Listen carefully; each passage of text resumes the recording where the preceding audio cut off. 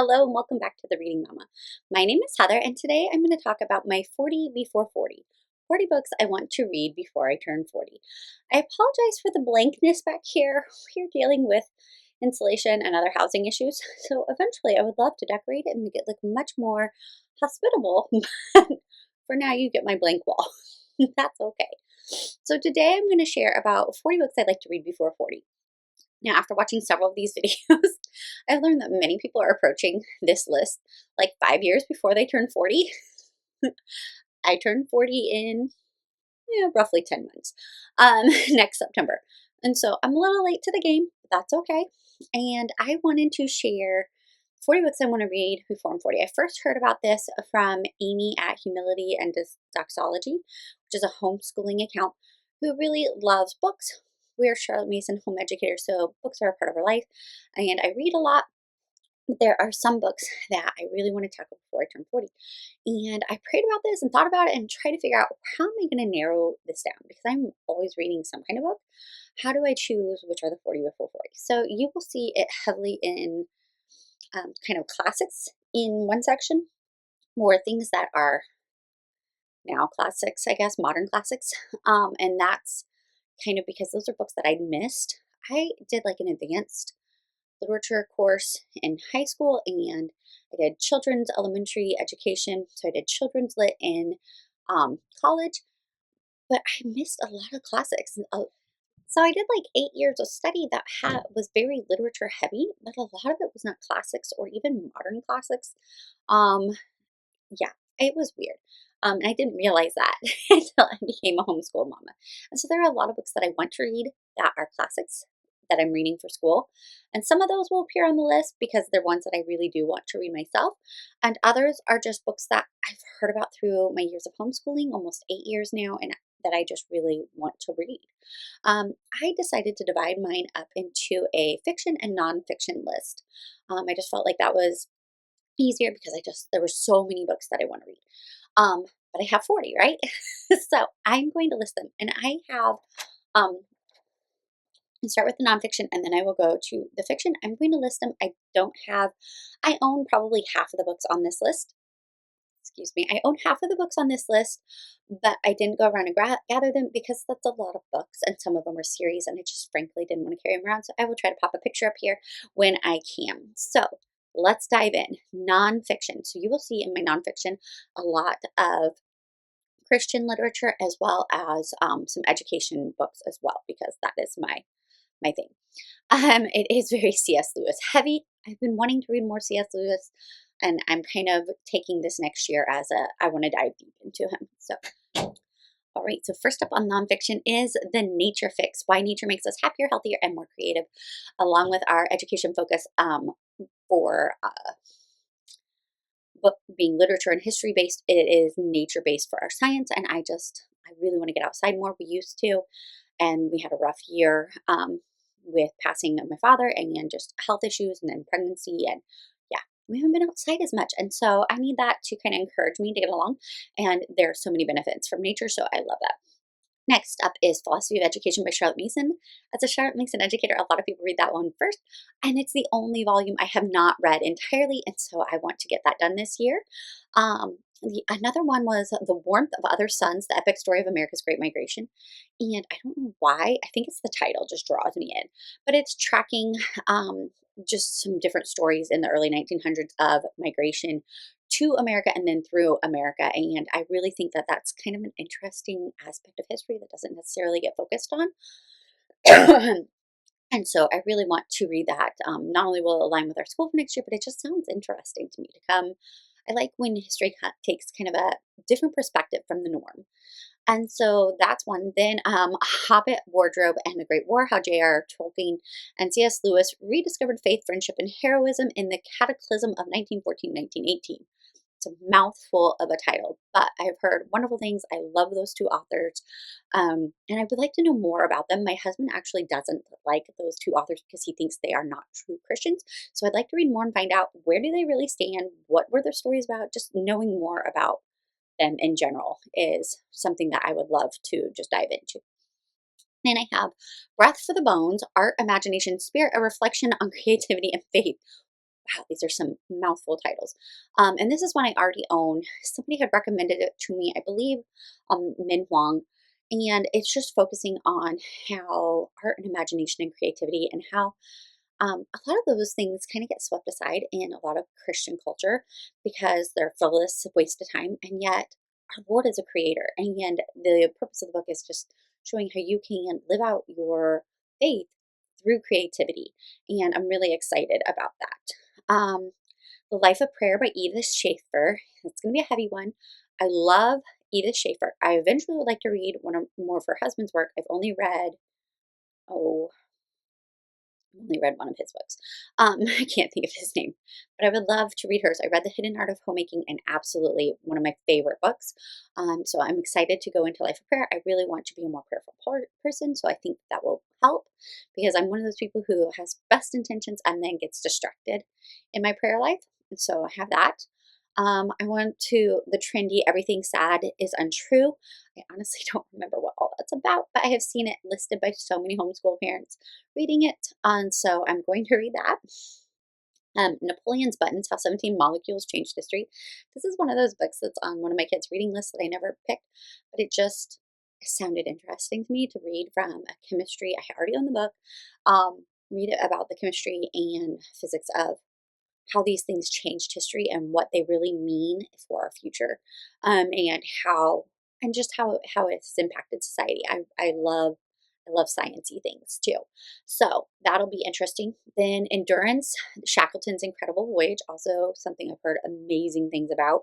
It'll probably go on my oldest reading list for next year, so that's kind of a pre-read, but I'm excited to read that.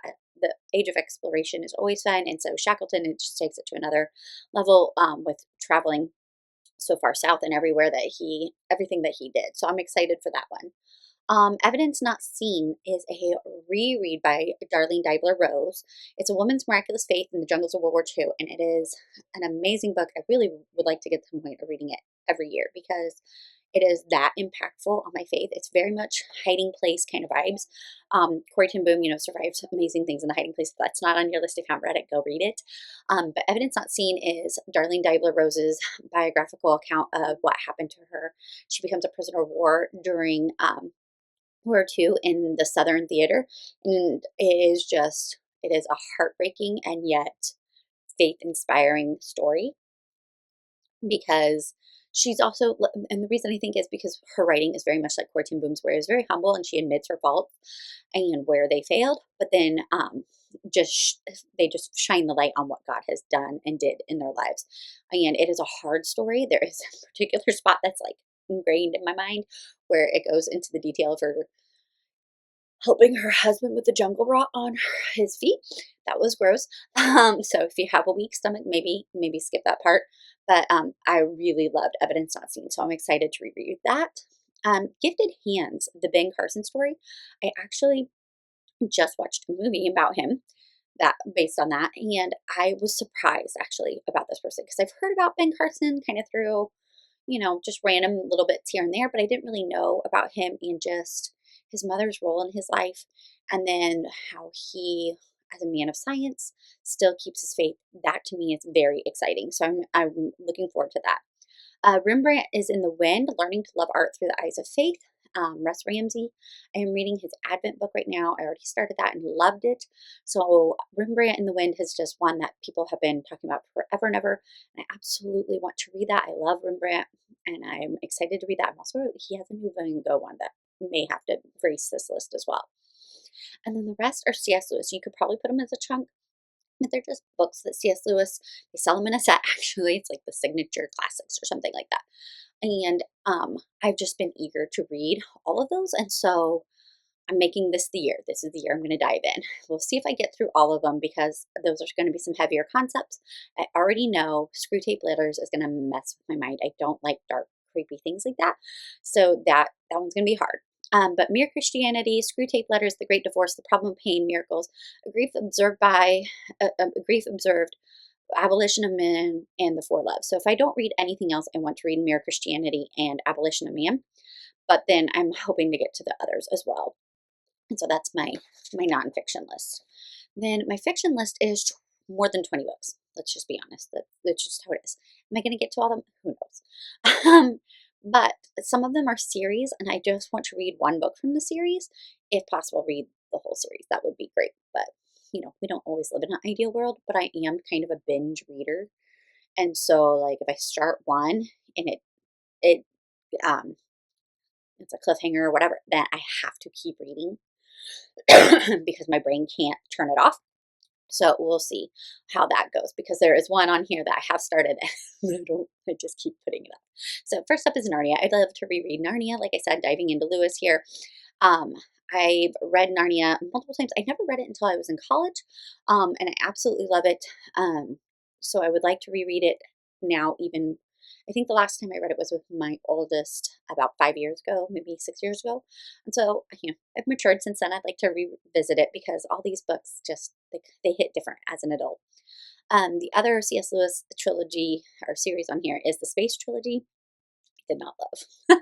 So I started the first one, which is Out of the Silent Planet. It was weird, creepy. I love sci-fi. I love fantasy. This just kind of, I don't know if it was, maybe I was not in the right headspace when I read it. Sometimes books hit differently. I didn't tell you about Narnia because I think everybody knows about Narnia by now, but Space Trilogy, I don't even know where to begin. Like, a man is walking through the countryside and he stumbles upon a house, and all of a sudden he's in outer space, and they go to another planet, and all kinds of chaos ensues on the planet, and then they come home. And then, yeah, it was, I think I need to reread it, is what I'm saying, because I have dreaded picking up the second one, and I hear that the second one is much better, which is Perelandra, and then the Hideous Strength. I've heard those two are much better than the very first, so I think it's one that I need to reread, get my mindset on what's going on, and then just force myself into book two, and then I'll be fine. But we'll see. So, Space Trilogy and Narnia are up there. Then I'd also like to read the Anna Green Gables series. And Chantel at Chantel Reads All Day is doing a year of Lucy Maud Montgomery. And so, perfect. I'm going to jump in with her. I have read, I believe, the first three, maybe four in the Anne series. So you have Anna Green Gables, Anne of Avonlea, Anne of the Island, Anne's House of Dreams, Rainbow Valley, Rilla of Ingleside, Anne of Windy Poplars, and Anne of Ingleside. And so I'm hoping to read all of those this year. I don't own all of them. I would like to get nice copies of all of them. I love Anne. My family loves Anne. It's a lot of girls. We all love Anne. My sister-in-law actually went to South Korea and brought us back an Anna Green Gables puzzle from there because they also love Anne. Everybody loves Anne. So I'm going to try to read through that and join Chantel on some of her lives and reading challenges when I can. So I'm excited for that. Like I said, I'll at least do the first one. Hopefully I'll get through more. Next up, this is one that's more of an homage to my father. He passed away last January, quite unexpectedly. And I found myself gravitating more towards reading more fantasy and sci-fi than I normally do because that was his thing. And it just makes me feel a little closer to him. And he loved Dune. And the new Dune movies also have brought it to the forefront. And so I want to at least read the first Dune. I was watching the book guy Kronk, and he was saying, yeah, you might need to skip to a couple others. So I may follow his advice. We'll see. There are several books in the series. I'm not going to read the ones by his son, but I'm going to go through Dune. And again, it's a movie, so I'm not going to tell you the story of that because you guys know what that is. Then I have a couple of standalone books that I just want to read for fiction. Agatha Christie, And Then There Were None. I would love to read that. I'd love to read more Agatha Christie in general. But And Then There Were None is sitting on my shelf. Again, Chantel recommended that as one for jumping back in. Love Agatha Christie. I feel like that one's a little bit darker because, if I remember, it's like you show up to an island and they all start disappearing or dying. I don't know. Sounds a little bit more like a horror story, so maybe a little hard for me, but I'm excited to jump in that. I'm going to reread Fahrenheit 451. I really love that book, except for the swearing. That's no good. But the storyline itself is just amazing. And when you go with the classic dystopians, it's the least. Feels like I need to scrub my brain. Brave New World feels like I need to scrub my brain. What is the other one? I'm thinking there's another one out there. 1984. I feel like it's just it's a little too vulgar for me. But Fahrenheit 451 is the story of a futuristic society where if people find books, they burn them. And it kind of goes along with, there's a short story, and I should find that, that I started reading, and it's all based on ideas and things like that are still exciting, but nobody wants to read, and it's just very entertainment driven. Anyways, it's an interesting story. Somebody changes their mind, obviously, along that. Next is Hans Brinker and the Silver Skates, and this is more of a youth novel, but it was one that my father loved as a kid. He said he got scarlet fever, and his teacher sent this book home for him to read, and he just loved it. And so I'm going to read that kind of as an homage. So I really don't know. And one of my kids even read it and narrated it to me, but I really don't know about Hans Brinker and Silver Skates. I feel like they're in Norway, and yeah, I don't know what happens in that book. So it's just an homage. Next, I want to read Les Mis. I know that's a long one, so we'll see how I do on that one. I've always wanted to read the story. I've seen the movie, French Revolution, love story, um, poverty, overcoming poverty, and just the interactions between people and how we treat one another um, has always been interesting to me. So we'll see if I enjoy it. um, Next, I have All Quiet on the Western Front, another longer one. I'm not sure if I'll get to it. World War I on the Western Front with Russia. Sorry, it's really bothering me.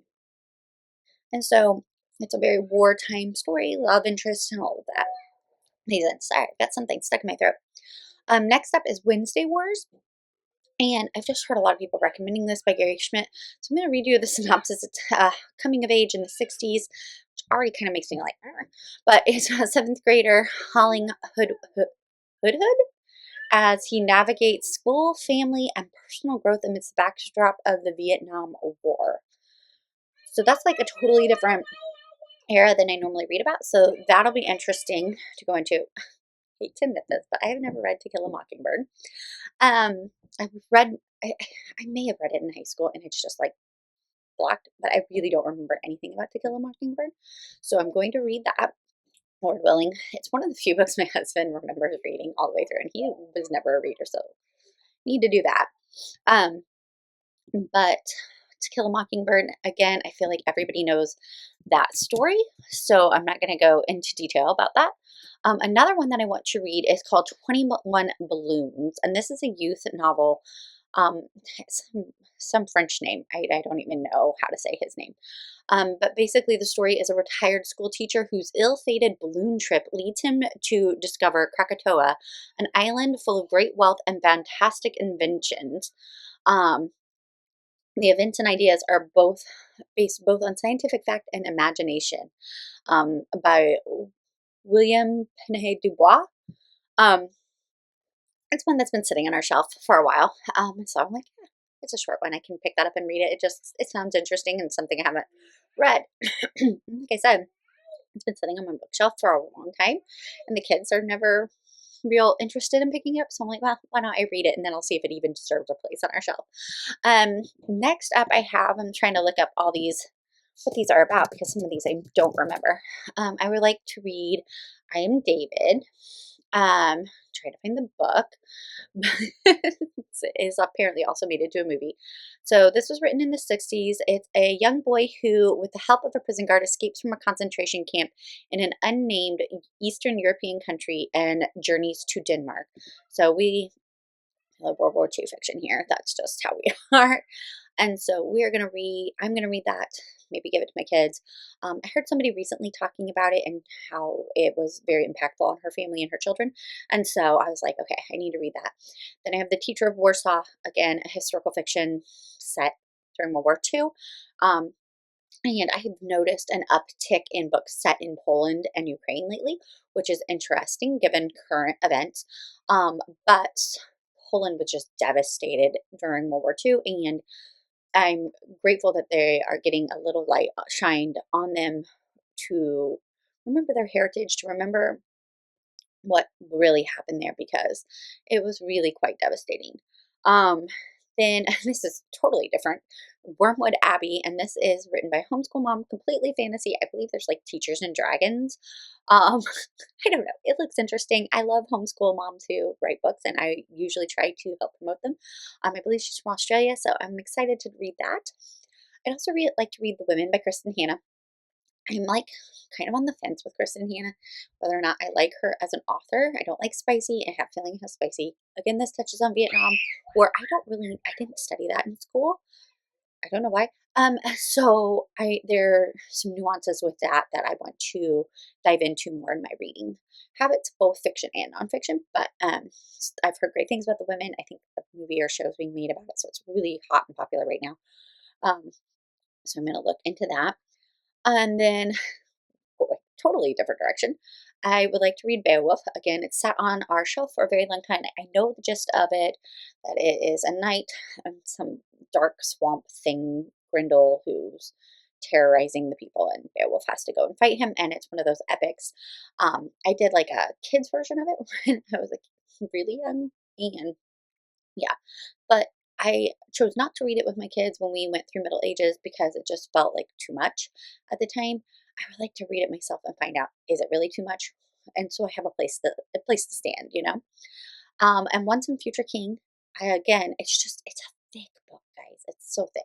But I started reading it like two different times. I absolutely love the beginning. I just didn't have time for Arthurian um, folklore.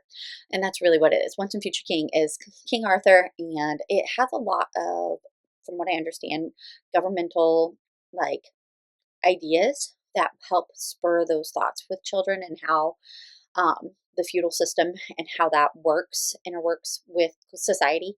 However, I just haven't had the time, or made the time rather, to go through it because I do love Arthurian stories. They're wonderful. So I'm hoping to read Once and Future King. And then going on, I have um, Father Brown Mysteries by G.K. Chesterton. I've always wanted to do those. I know there's a show about it. Pardon me. So I would like to read at least one of those, and then maybe I'll read the others. I hear they're funny. He's a father. He's a priest, an Anglican priest, reverend. I don't know what they call them. And he goes around solving crimes. So it sounds enjoyable to me. Something nice and lighthearted, which I need after some of those heavier things. I like to mix them up. And then last but not least, I have on here PG Wodehouse, because I absolutely love the Jeeves stories. And I've read several of them. I forget how many there are. I think there's 15 maybe. And I think I've read 4 or 5 of them. And I'd like to read more of those. I might reread The Code of the Woosters. It is. Absolutely love it. He is hilarious. If you don't know, Jeeves is like the manservant of, and I can't even think of his name, some British guy. And honestly, the wealthy man that Jeeves works for is not very intelligent. He's very caught up in the world, and he needs Jeeves to get by. And it is just sorry, somebody's having an issue over there. But he needs Jeeves to get by, and it is just comical. Their interactions, the events that happen, like it's one of those. It's just constant. You have some of the slapstick stuff. You have some of the just like it's a mystery, but then it's solved in the most bizarre and asinine way. I mean, they're just hilarious. I remember listening to them in the car while driving with the kids, and I'm just cracking up the entire time. And I absolutely love it. Great palate cleanser between books, and just hilarious, but also just like you see the culture from the early 1900s there come through on certain things, which makes it even more comical. And it's just a delight to read. So I want to read more of the Jeeves series this year. So I know this was a longer video. Sorry about that. But those are my 40 before 40. I have about 20 fiction. Some of those are series, obviously. And then 20 nonfiction. We'll see if I can do that in the next 10 months and deal with some major life events and also having a baby. Sometimes when I have a newborn, I read more, so we'll see. But that is my 40 before 40. I would love to know if you have made a 20 before 20, 40 before 40, whatever you may pick. And what would you add? What would you change? Have you read any of these books? just join the conversation. I would love to know more, especially about some of these that I'm not super sure about, but have only heard recommended. If you know about them, please tell me more about it and tell me if I should take that off my list or if I should keep it. So thank you so much for watching and have a blessed day.